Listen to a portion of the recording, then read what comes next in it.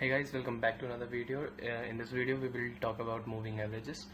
This is the one of the concept that is highly important you to know in when you are dealing with a time series data, because in the company when you go to work there, this concept might lead you from others, and this concept might lead you back to the from the others.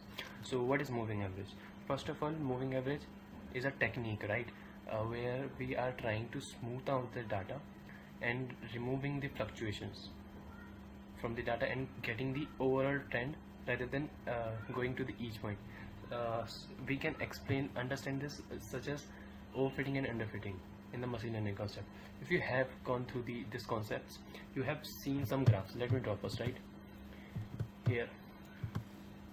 If you've gone through those underfitting, overfitting concepts, let's say this is our training data, right? And instead of what happens now, in the case of overfitting, we tries to get from the each and every point rather than getting the overall pattern, right?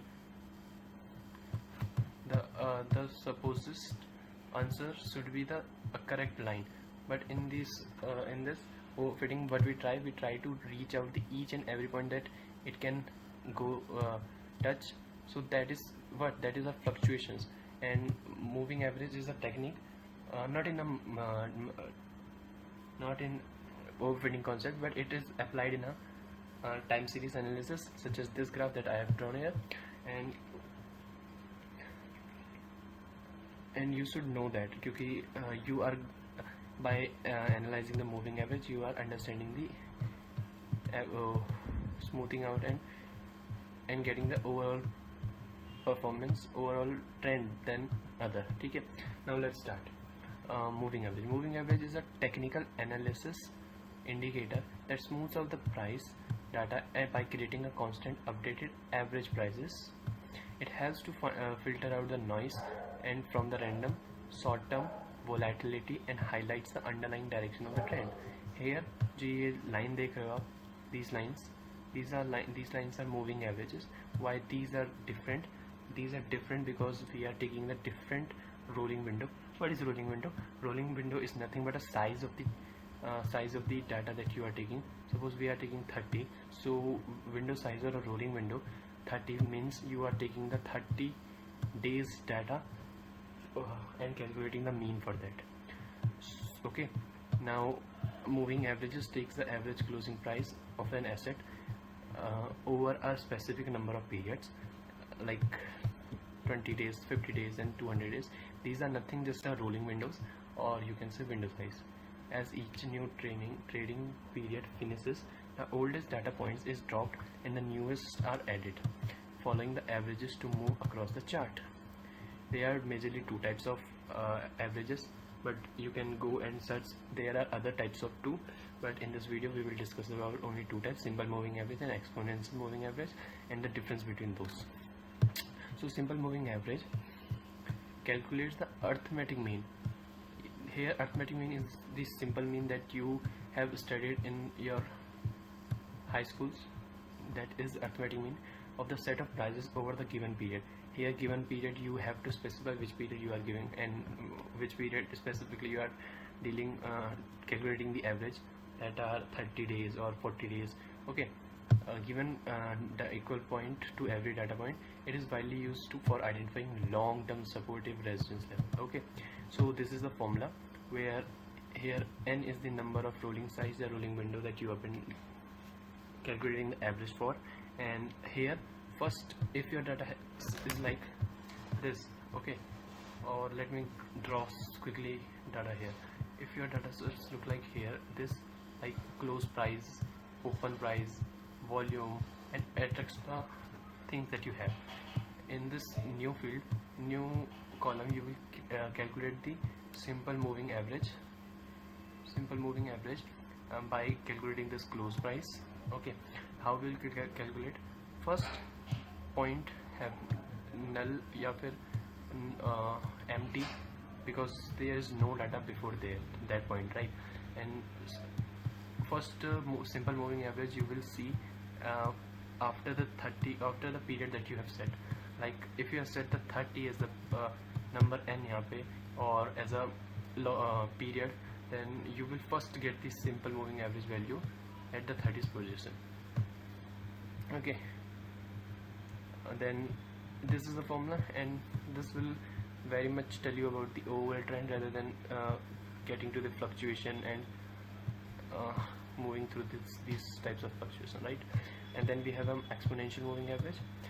This gives the more weight to the most recent prices, whereas this simple moving average calculates the average for the certain periods. Like it calculates the all the data points at that period, whereas exponential moving average gives the value to the last value. And if you think this is quite correct, because uh, today's price is highly depend on the previous day, so it is important to learn about that. And it is for short term price shifts, because you are dealing with the previous one, right?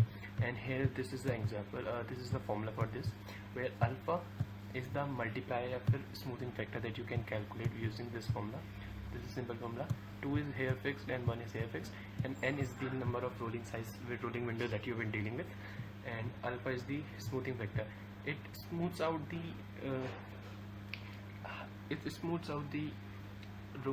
rolling moving average for your calculations.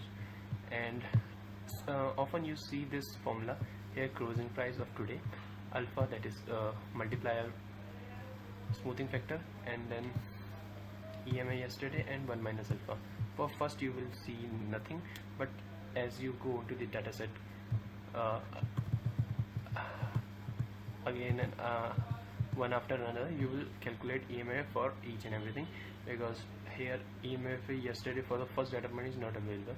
Okay, and sometimes you see this formula as this notation, and this is both are the same, where focus on this point where t is the time that you've been calculating for. Let's say t is the today time and t minus 1 is yesterday time. So and f here denotes the EMA, and alpha is the multiplier or smoothing factor that you can close.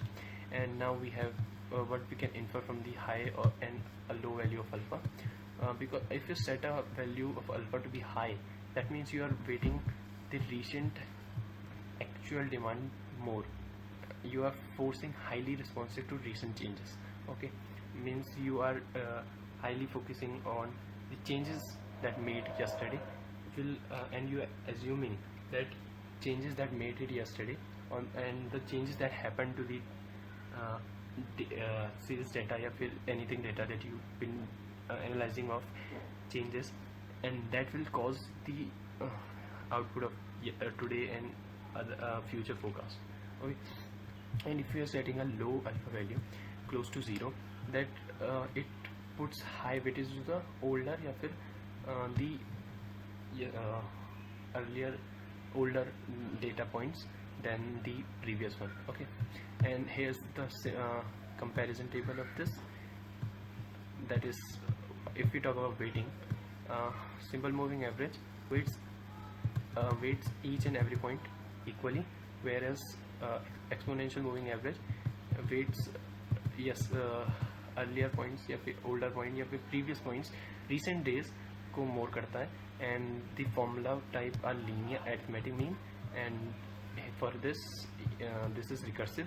And if we talk about the reaction speed, simple moving average is slow and it lags, whereas exponential moving average is fast and it reacts to the shift, and better use for long term than use simple moving average. If you are dealing with short term trading analysis, then you will go for exponential moving average.